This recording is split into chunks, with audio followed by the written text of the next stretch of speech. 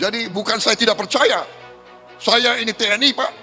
Saya pertaruhkan nyawa di TNI. Saya lebih TNI dari banyak TNI. Lantas, apa sebenarnya tujuan mantan Danjen Kopassus itu membentuk pasukan khusus? Inilah laporan utama, Prabowo bentuk pasukan elit buat apa? Saya ini memang profesi saya, bidang saya adalah pertahanan keamanan. Saya pelajari ilmu perang, ribuan tahun, sejarah perang saya pelajari. Teknologi saya masih kuasai, Pak. Saya tahu jarak-jarak peluru kendali, masih saya tahu. Jadi saya mohon Pak, ini bukan menyalahkan, tapi saya berpendapat kekuatan pertahanan kita sangat rapuh dan lemah. Boleh saja misalnya ada para militer supaya tamu-tamu Menteri Pertahanan itu menjadi terhormat. Namun demikian menurut saya terlalu berlebihan. Ini boleh nggak? Boleh terus saja? Nanti TV tolong disensor dikit lah.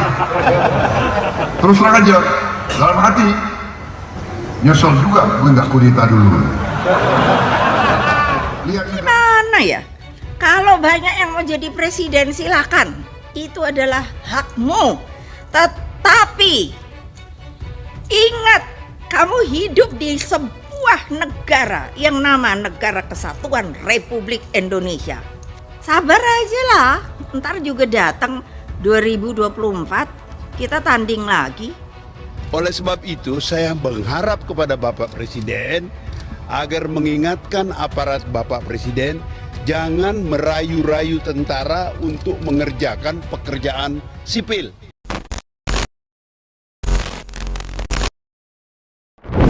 Inilah sejarah kali pertama sang rival abadi di 2 kali pilpres dirangkul dan diberikan jabatan sesuai dengan kapasitas Prabowo sebagai seorang tokoh militer yang selalu mengumbar-ngumbar kelemahan pemerintahan Jokowi di bidang pertahanan. Prabowo dipercayakan oleh Pak Jokowi untuk mengurus Kementerian Pertahanan, sesuatu yang nampaknya mustahil, bukan? Namun bagi Pak Jokowi, rival itu hanya sebatas di politik. Sebenarnya mereka itu adalah sahabat dekat yang saling mendukung, saling support, dan saling berbagi ilmu dan kecakapan di bidang pemerintahan. Begitulah kini, Kementerian Pertahanan di era Pak Jokowi, Prabowo Subianto didapuk menjadi pemimpin yang membawa Indonesia unggul baik di dalam apalagi di luar negeri. Buktinya, dengan posisi itu Prabowo tidak bisa berbuat apa-apa untuk ngapa-ngapain Rizik ataupun siapa dari golongan mereka yang merasa mendukung Prabowo sampai mati-matian di Pilpres 2019 lalu. Prabowo serba salah, mau ngurusin Kementerian Pertahanan atau ngurusin Rizik. Pun orang-orang di partainya jika ingin bernasib seperti si Fadlizon tanpa K, maka kritiklah aku. Prabowo yang menjadi bagian dari pemerintah Jokowi. Cara jitu Pak Jokowi ini membuahkan hasil. Prabowo ternyata jadi menteri paling loyal, plus pujian tak terduga dari rival abadi itu jikalau Pak Jokowi memang adalah presiden yang benar-benar tulus ikhlas bekerja untuk rakyat. Apakah itu pujian kosong atau benar-benar dari lubuk hati Prabowo? Entahlah, hanya waktu yang bisa menjawab. Dan yang terbaru, Prabowo Subianto, makanya saya katakan enaknya jadi rival di masanya Pak Jokowi ini adalah dengan beredarnya video Denwalsus, detasemen pengawal khusus, yang katanya bertugas untuk menjaga nyawa Prabowo dan juga menjaga keamanan Kementerian Pertahanan, menjaga tamu-tamu khusus Kemenhan, serta menggelar upacara kehormatan terhadap para tamu negara. Pasukan khusus ini ramai diperbincangkan masyarakat setelah ajudan Prabowo yaitu Rizky Irmasyah menyiarkan video penampakan sosok seratusan personel Denwalsus. Padahal Prabowo sendiri sudah punya pengawal khusus melekat yang berasal dari prajurit TNI aktif. Bahkan pengawal itu berasal dari Kopassus. Namun dirasa masih kurang sehingga masih harus membuat pasukan khusus lagi. Ya, intinya memang berkat Pak Jokowi, Prabowo bisa berkreasi dan berinovasi dengan kemampuannya di bidang militer. Sehingga tidak salah memang jika Pak Jokowi memilih menjadi Menteri Pertahanan, bukan? Terlepas dari sejarah yang alot antara Prabowo versus Jokowi. Ya, kini bermunculan desas-desus pergantian kabinet kerja akhirnya menemui titik terang. Menteri Pertahanan Prabowo Subianto masuk dalam radar Jokowi. Dan ini tak lepas dari buruknya kinerja selama menduduki Menteri Pertahanan. Prabowo terlalu nyaman hingga lupa akan tugas-tugas kenegaraannya. Buktinya selama ini Prabowo Subianto lebih memilih diam dalam menanggapi isu-isu nasional. Tak sampai di situ, kebijakan-kebijakannya pun juga menuai pro dan kontra. Lihat saja bagaimana Prabowo dalam membentuk pasukan khusus yang dipilih langsung di bawah komandonya.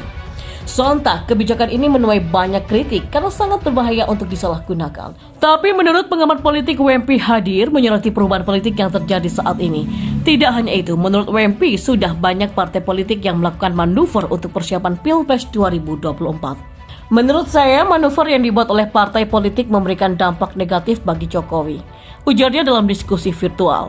Sebab Presiden Joko Widodo bersama para menteri kabinet menjadi tidak fokus untuk menjalankan seluruh program yang sudah dicanangkan. WMP pun juga mengatakan bahwa waktu 3,5 tahun ke depan bisa dimanfaatkan oleh Jokowi untuk memetakan ulang kembali kekuatan politik.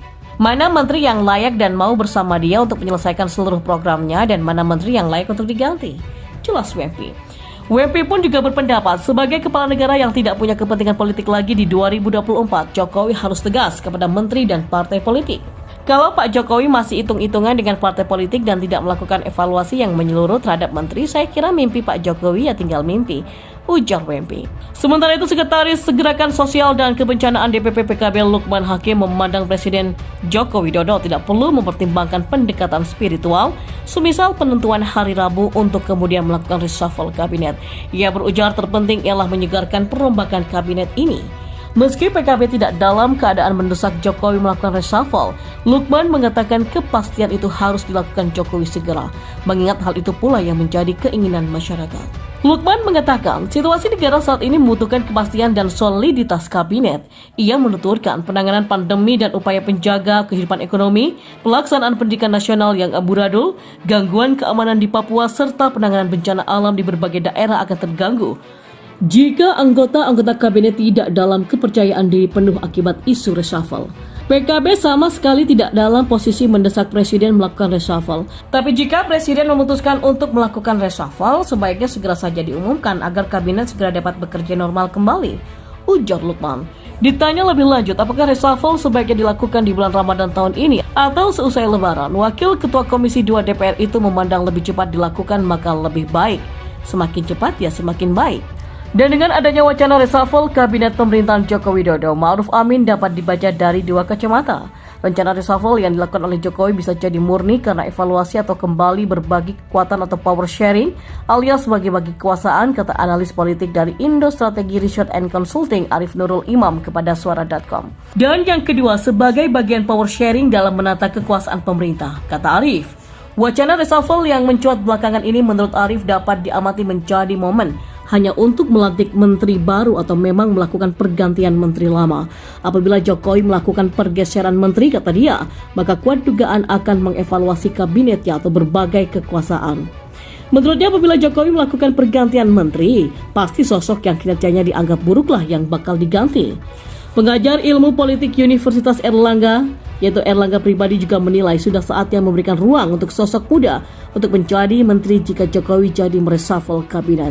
Erlangga pribadi dalam keterangan persnya menilai saat ini adalah waktu yang tepat untuk memberikan ruang kepada sosok muda yang penuh semangat namun mumpuni untuk memperkuat tim kepresidenan. Erlangga melihat ada beberapa nama seperti Wisnu Utama dan Hanif Dakiri yang pernah menjadi menteri.